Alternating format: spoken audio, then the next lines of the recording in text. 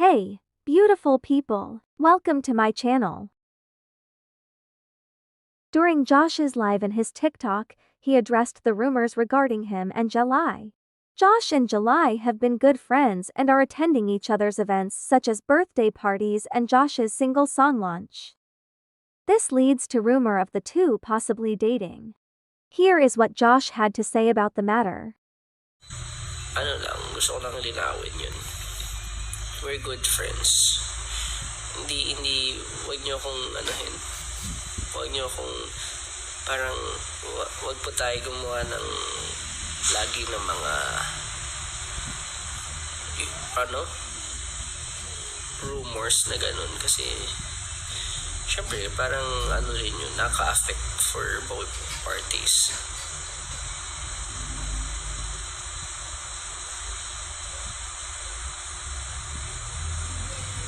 July had also previously addressed this rumor separately in her own live. Tsaka huwag kayong friends lang kami ni Josh, as in super magtotropa kami lahat. Ganun. Mga asar-asaran lang yung inside. Kami lang ni Josh, super may something. Kayo.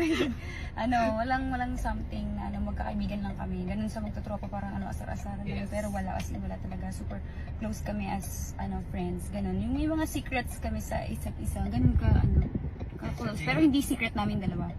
Secret ng mga sa magkakaibigan, ganun. Yung kumbaga parang sa level na may pinagkakatiwalaan mo yung tao, ganun. Yun. True. Yun, di ba? Yes. Tsaka nagkita naman kami pag may time.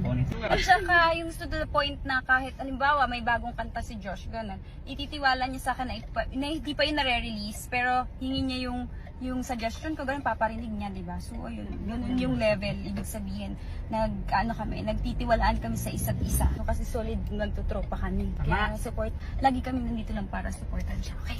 So punta tayo lang, keep supporting each other. Ganun naman talaga kami. O pag may content ako, di ba? Pag may ganap, dumadating siya. Kahit sa mga friends ko, may ganap, pumupunta rin siya. Kasi mga kaibigan ko, kahit yung mga artista friends ko, gusto ko support din nila si Josh. Kaya ganun. Tapos kapag si Josh naman yung meron, kami naman yung laging nandyan. May music video siya, may ganito, may ganyan, di ba? Pag may bago siyang release na kanta, so support natin siya. Kasi syempre yung mga supporters din namin, gusto namin na magustuhan din nila si Josh. Ganon din si Josh. Ganon yung namin, circle namin. Kahit walang camera, magkakaibigan po kami.